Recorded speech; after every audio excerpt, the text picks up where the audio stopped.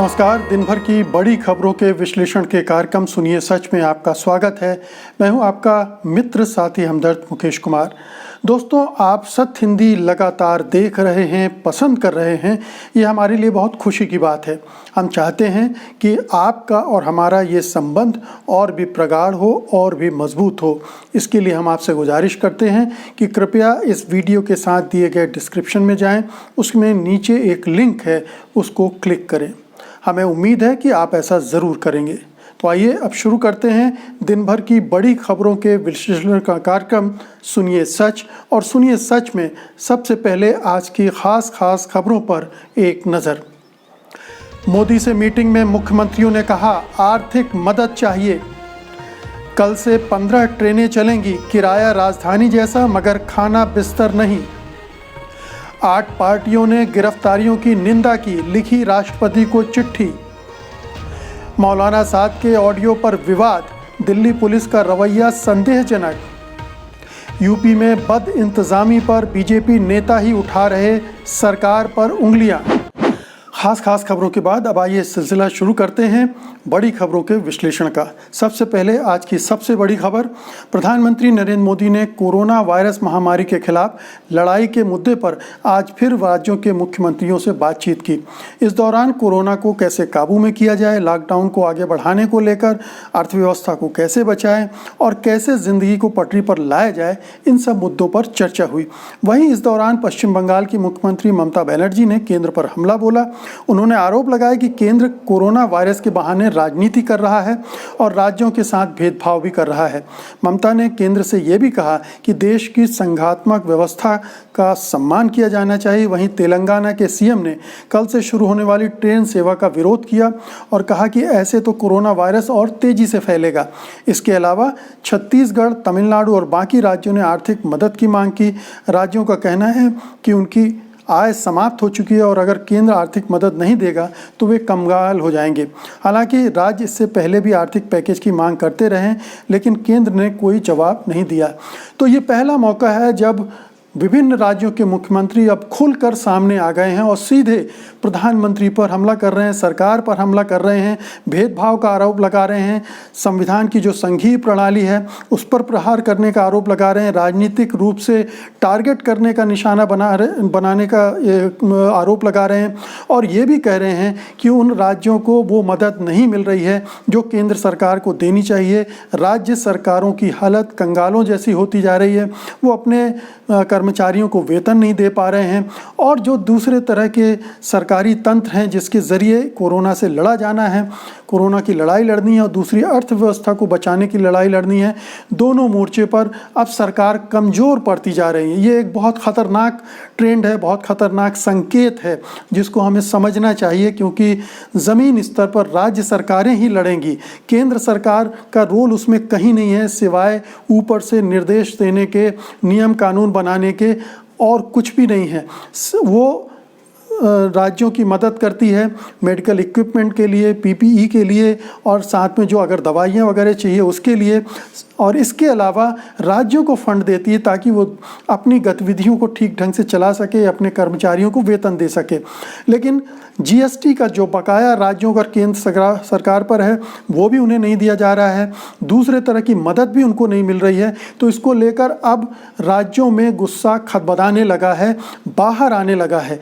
Captain Amarinder Singh Punjab के मुख्यमंत्री ने खुले तौर पर कहा है कि हमको हमारे हाल पर छोड़ दीजिए, हम निपट लेंगे, आप हस्तक्षेप मत कीजिए। तो ये केंद्र का जो ज़रूरत से ज़्यादा हस्तक्षेप हो रहा है, ख़ास तौर पर उन राज्यों में जहां बीजेपी की सरकारें नहीं हैं, उससे भी लोगों में बेचैनी है, उन राज्यों की सरकारों में, उनके मुख्यमंत्रियों में। और अब उन्होंने खुला मोर्चा खोल दिया है प्रधानमंत्री के खिलाफ भी। प्रधानमंत्री के साथ बैठक में अगर इस तरह के मुख्यमंत्री व्यवहार कर रहे हैं, जिसका मतलब है कि वो अंदर से बहुत भरे हुए हैं, उन्हें केंद्र से वो सहयोग नहीं मिल रहा है जिसकी अपेक्षा इस महासंकट के दौर में वो कर रहे होंगे। तो जाहिर है कि जब अगला चरण होगा तो ये और भी ज़्यादा विस्फोटक और टकराव वाला हो सकता है अगर केंद्र सरकार ने इस बीच में कोई ठोस कदम ना उठाए, कोई ठोस पैकेज, आर्थिक पैकेज अनाउंस नहीं किया। और जो राज्य सरकार की ज़रूरियात है उनको पूरा नहीं किया। ममता बनर्जी का गुस्सा अपनी जगह बिल्कुल दुरुस्त है। ममता बनर्जी ठीक है कि पश्चिम बंगाल में वो ठीक ढंग से हो सकता है ना लड़ रही हूँ कोरोना से, लेकिन जिस तरह से केंद्र सरकार ने टारगेट किया हुआ है, राज्यपाल वहाँ के जिस तरह से मोर्चा खोल के बैठे हुए हैं और जिस तरह से गृह मंत्री ने उन्हें चिट्ठी लिखकर उनको कटघरे में खड़ा करने की कोशिश, ऐसा लगता है कि अगले चुनाव को ध्यान में रखकर एक राजनीतिक अभियान के तहत पश्चिम बंगाल के खिलाफ मुहिम छेड़ी गई है। तो जाहिर है कि ममता बनर्जी ने भी इस मौके का इस्तेमाल एक हमला करने के लिए किया है। तो एक राजनीति भी हो रही है और ये बहुत अच्छा संकेत नहीं है, न प्रधानमंत्री के लिए, न केंद्र सरकार के लिए और न ही कोरोना से जूझते इस पूरे देश के लिए।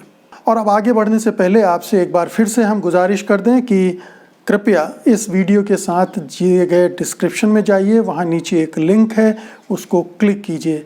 हम चाहते हैं कि हमारा आपका संबंध और प्रगाढ़ हो और मजबूत हो, और उसके लिए ये छोटी सी कवायद करना ज़रूरी है। तो आइए अब आगे बढ़ते हैं, अगली खबर लेते हैं। भारतीय रेल मंत्रालय ने 12 मई से एक बार फिर ट्रेनों के संचालन का फैसला ले लिया है। शुरुआती चरण में सिर्फ 15 ट्रेनें चलाई जाएंगी। कोरोना वायरस संक्रमण को फैलने से रोकने के लिए सरकार ने ट्रेनों के संचालन पर रोक लगा दी थी। अब करीब 50 दिन बाद ट्रेनों को दोबारा चलाया जा रहा है। ये सभी 15 ट्रेनें एसी कोच वाली होंगी और इनका किराया राजधानी ट्रेनों के बराबर होगा।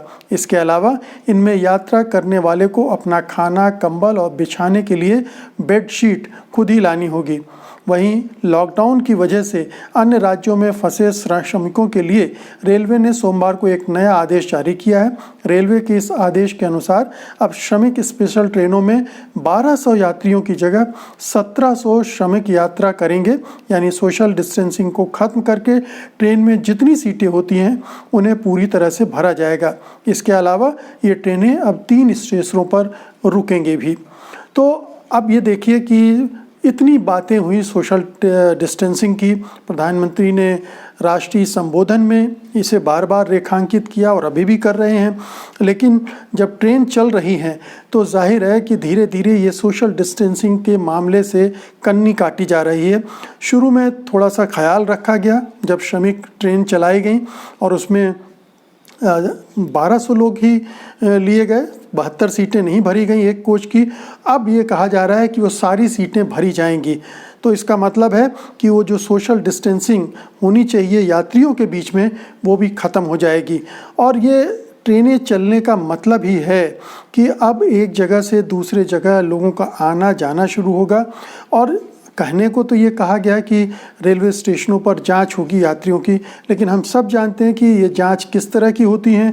और अगर अच्छे से भी जांच हुई तो हम ये भी जानते हैं कि कोरोना के सिम्टम, कोरोना के लक्षण कई बार 14 दिन 20 दिन के बाद नज़र आते हैं। तो ये एक बहुत ख़तरे वाला स्टेप है ट्रेनों को चलाना, लेकिन शायद ये ज़रूरत भी है। बहुत सारे लोगों को बहुत सारी ऐसे ज़रूरियात हैं जिनकी वजह से एक जगह से दूसरी जगह जाना पड़ सकता है। लेकिन अगर ये सोशल डिस्टेंसिंग के मामले को ध्यान में रखा जाता, कम से कम यात्रियों को भले ही थोड़ा सा एसी ट्रेन न चलाई जाती, सामान्य कोच चलाए जाते जिसको लोग अफोर्ड कर सकते हैं, तो ज़्यादा बेहतर होता। लेकिन सरकार ने इस तरह से जो सक्षम लोग हैं, जो आर्थिक रूप से सुदृढ़ हैं, उनके बारे में ज़्यादा सोचा, उनकी दिक्कतों को ज़्यादा एड्रेस कर रही है, वो उनका ज़्यादा ध्यान रख रही है और श्रमिकों के मामले में उतनी तत्परता नहीं दिखा रहे। ये साफ दिख रहा है कि इस सरकार की प्राथमिकताएं निचले वर्ग, कमज़ोर जातियां नहीं हैं, बल्कि ऊंची जातियां और ऊंचे तबके के लोग हैं। तो ये एक फ़र्क दिख रहा है। और दूसरी बात यह है कि सोशल डिस्टेंसिंग का मामला अब ये लगातार ढीला पड़ता जा रहा है और इसके क्या दुष्परिणाम होंगे ये हमको आने वाले दिनों में देखने को मिलेंगे। ट्रेन एक बहुत बड़ी एक्सरसाइज है हिंदुस्तान की। ट्रेन चलाना, एक स्टेशन से लंबी दूरी तक जाना, लोगों के बीच में स्टेशन भी होंगे, वहाँ भी लोग उतरेंगे, चढ़ेंगे, और इससे सोशल डिस्टेंसिंग बड़े पैमाने पर प्रभावित होने जा रही है। इसके अपने ख़तरे हैं, अपने जोखिम हैं। तो ये आने वाले दिनों में हमें पता चलेगा कि इसके नतीजे क्या क्या निकल रहे हैं। अगली खबर का रुख करते हैं। नागरिकता संशोधन कानून के विरोध में प्रदर्शन करने वालों की गिरफ्तारियों के लिए 8 पार्टियों ने दिल्ली पुलिस की निंदा की है। उन्होंने इस बारे में राष्ट्रपति रामनाथ कोविंद को संयुक्त पत्र लिखकर हस्तक्षेप की मांग भी की है। इस पत्र पर सीपीआईएम के महासचिव सीताराम येचुरी, सीपीआई के महासचिव डी राजा, आरजेडी सांसद मनोज झा, एलजेडी के महासचिव जैसे नेताओं ने हस्ताक्षर किए हैं। पत्र में कहा गया कि कोरोना संकट की वजह से ये एक ऐसा समय है जब दुनिया भय और अनिश्चितता का सामना कर रही है और सरकार की प्राथमिकता इस महामारी से निपटने में होनी चाहिए। पत्र में यह भी कहा गया है कि दिल्ली में महिला कार्यकर्ताओं की गिरफ्तारी मनगढ़ंत और झूठे आरोपों के आधार पर की गई है। इन सभी पार्टी के नेताओं ने जेएनयू को लेकर पुलिस की उदासीनता पर भी आपत्ति जताई है। उन्होंने कहा है कि जेएनयू में हुई घटना में पीड़ितों को ही परेशान किया जा रहा है, जबकि जो दोषी थे उनमें से अभी तक एक भी गिरफ्तारी नहीं हुई है। तो दिल्ली पुलिस को लेकर बहुत सारे सवाल उठ रहे हैं। उसके पक्षपात को लेकर वो किस तरह से जो सरकार विरोधी लोग हैं उन पर निशाना साध रही है, उन्हें झूठे आरोपों में फंसा रही है, उन्हें जेल में ठूसा जा रहा है, उनसे बार बार पूछताछ करके उन्हें परेशान किया जा रहा है। और महिला कार्यकर्ताओं के मामले में तो और भी ज़्यादा उसकी जो बर्बरता है वो देखने को मिल रही है। 3 महीने की गर्भवती सफूरा जरगर को उसने जेल में बंद कर रखा हुआ है। और साफ है कि जो सीएए के प्रदर्शन कर रहे थे उसके खिलाफ लोग, उनको टारगेट किया जा रहा है। और दूसरी तरफ जेएनयू में जैसे एबीवीपी के गुंडे, उनके कार्यकर्ता सब मिलकर जिन्होंने हमला किया था, और इसके पूरे वीडियो प्रमाण पूरे चैनलों में आपको मिल जाएंगे, आप देख लीजिए। सबने दिखाए थे। उनकी पहचान हो जाने के बावजूद, उनकी शिनाख्त हो जाने के बावजूद दिल्ली पुलिस उसके मामले में ठंडी पड़ी हुई है, कोई कार्रवाई नहीं कर रही, बल्कि जिन पर हमले हुए थे उनको दोषी बताया जा रहा है, उनके खिलाफ कार्रवाई हो रही है। इसी तरह से जामिया वाले मसले पर भी हो रहा है और दिल्ली दंगों के मसले पर भी हो रहा है। फंसाया जा रहा है इन लोगों को, दिल्ली दंगों से भी जोड़ा जा रहा है। तो दिल्ली पुलिस की जो पूरी कार्रवाई है वो स्पष्ट तौर पर ऐसा लगता है कि एक राजनीतिक अभियान के तहत हो रही है और जो राजनीतिक विरोधी हैं उनको निशाना बनाया जा रहा है। बहुत दुखद है। ये 8 पार्टियों ने पहल की है, बहुत अच्छी बात है। रामनाथ कोविंद को इसमें हस्तक्षेप करना चाहिए। हालांकि संदेह है कि वो इस मामले में कुछ करेंगे, क्योंकि वो एक रबर स्टंप की तरह काम करते आ रहे हैं। अभी तक उन्होंने कुछ ऐसा करके नहीं दिखाया जिससे लगे कि वो सचमुच में एक राष्ट्रपति की भूमिका निभाने में दिलचस्पी रखते हैं, उसमें सक्षम है। बहरहाल अब अगली खबर की तरफ बढ़ेंगे। खबर यह है कि तबलीगी जमात के प्रमुख मौलाना मोहम्मद साद कंधालवी के कथित ऑडियो पर रहस्य गहराता जा रहा है। रहस्य गहराने का कारण है गृह मंत्रालय के एक थिंक टैंक की फेक न्यूज़ का पता लगाने और उसकी जांच करने के लिए तैयार की गई रिपोर्ट। इस रिपोर्ट में तबलीगी जमात के प्रमुख के कथित ऑडियो का भी जिक्र है। इस रिपोर्ट को bureau of police research and development BR&D की वेबसाइट पर अपलोड भी कर दिया गया था, पर बाद में उसे वहां से हटा लिया गया।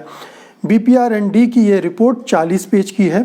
इसमें फेक न्यूज़ का पता लगाने और उसकी जांच करने से जुड़े दिशा निर्देश भी हैं। इसके पहले इंडियन एक्सप्रेस ने एक रिपोर्ट में कहा था कि दिल्ली पुलिस ने इस ऑडियो की जांच की और पाया कि दूसरे 20 ऑडियो के क्लिपिंग जोड़कर इसको एडिट करके तैयार किया गया था।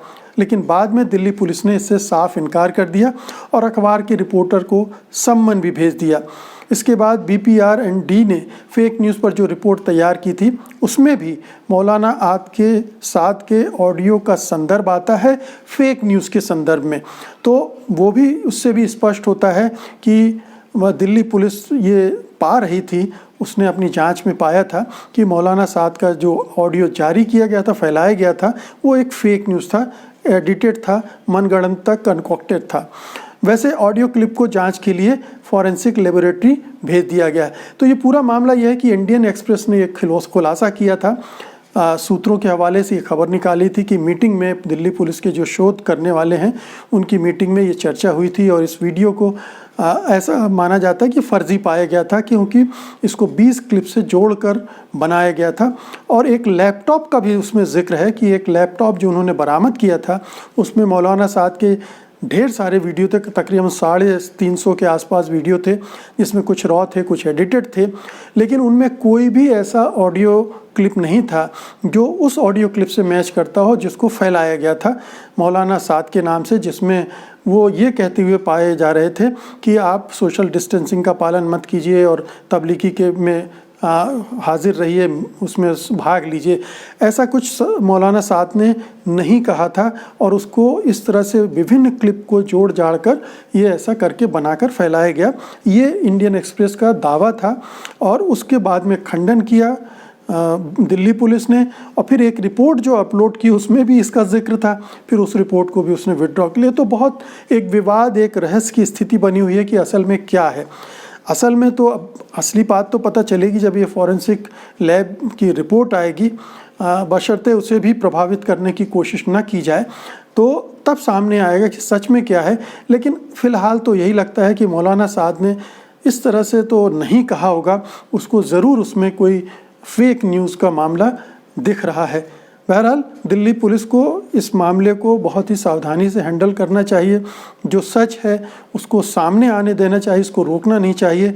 इसलिए बस कि एक राजनीतिक अभियान के तहत मौलाना साद को या तबलीगियों को निशाना बनाना है, उसे इससे प्रेरित होकर काम नहीं करना चाहिए। या अगर उसे ऊपर से ऐसे निर्देश मिले हैं तो भी मैं उस निर्देशों की उसको अवहेलना कर देना चाहिए बेशक, क्योंकि वो राजनीतिक तंत्र का हिस्सा नहीं है।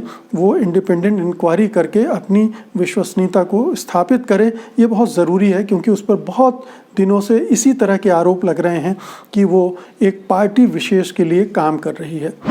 और आइए अब आज की सबसे बड़ी खबरों में से आखिरी खबर।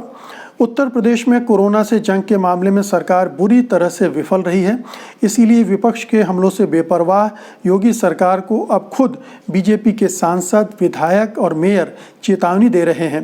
प्रदेश में कोरोना से हुई मौतों का मुकाबला घर लौट रहे श्रमिकों की दुर्घटना और अन्य परेशानियों से होने वाली मौतों से होने लगा है। उत्तर प्रदेश में आगरा, मेरठ, कानपुर कोरोना के हॉट स्पॉट के रूप में उभरे हैं। आगरा के एक मेयर नवीन जैन ने जहां कुछ दिन पहले ही मुख्यमंत्री को पत्र लिखकर कहा था कि आगरा को वुहान बनने से बचाने की कार्रवाई की जाए, उसको बचाया जाए, वहीं मेरठ से पहले बीजेपी विधायक सोमेंद्र तोमर और अब सांसद कांता कर्दम ने पत्र लिखकर बदहाली के किस्से बयान किए हैं। कोरोना संकट के दौरान फीडबैक देने के लिए लगाई गई मुख्यमंत्री कार्यालय की टीम को विधायकों की तमाम शिकायतों से दो चार होना पड़ रहा है। कोरोना काल में बीजेपी अपने 3 विधायकों को अनुशासनहीनता के लिए नोटिस भी जारी कर चुकी है। बीजेपी की राज्यसभा सांसद व प्रदेश उपाध्यक्ष कांता कर्दम ने मुख्यमंत्री योगी आदित्यनाथ को पत्र लिखकर मेरठ के खराब हालात की ओर ध्यान खींचा है। तो कुल मिलाकर ऐसा लगता है कि उत्तर प्रदेश में बहुत ही बुरे हालात हैं। जब उनके नेता ही अपने नेतृत्व पर क्वेश्चन कर लगे, अपनी सरकार पर प्रश्न करने लगे, उनसे गुहार लगाने लगे कि कुछ कीजिए वरना हालात और ख़राब हो जाएंगे। मेरठ के अस्पतालों का जिक्र है कर्दम की चिट्ठी में, और इसी तरह से नवीन बता चुके हैं, नवीन जैन की आगरा में बहुत बुरे हालात हो गए। तो जगह जगह ये कोरोना का संकट फैलता जा रहा है। दिक्कत अभी उत्तर प्रदेश में बहुत कम ज़्यादा मामले सामने इसलिए नहीं आ रहे हैं कि वहाँ टेस्टिंग का स्तर बहुत कम है। टेस्टिंग ही नहीं हो रही है। अगर वो टेस्टिंग बढ़ेगी तब हमें समझ में आएगा कि किस बड़े पैमाने पर ये वहाँ पर कोरोना फैल रहा है, फैल चुका है, और जब ये सामने आएगा तब हो सकता है कि ये नियंत्रण के बाहर हो सके। तो ये साफ दिख रहा है कि उत्तर प्रदेश की सरकार, उत्तर प्रदेश का नेतृत्व कोरोना से लड़ने के मामले में नाकाम साबित हो रहा है, अक्षम साबित हो रहा है, और उस तरह से वो सक्रिय होकर काम नहीं कर रहा है जैसी चुनौती सामने खड़ी है। तो मित्रों, ये थी आज की सबसे बड़ी खबरों का विश्लेषण। सुनिए सच में। कल हम फिर हाजिर होंगे कल की बड़ी खबरों के विश्लेषण के लिए। उम्मीद है कि सुनिए सच में आप और हम फिर मिलेंगे। तब तक के लिए मुझे इजाज़त दीजिए। नमस्कार। सत्य हिंदी के और वीडियोस को देखने के लिए हमारे YouTube चैनल को सब्सक्राइब करें और सीधे नोटिफिकेशन पाने के लिए बेल आइकन दबाएं।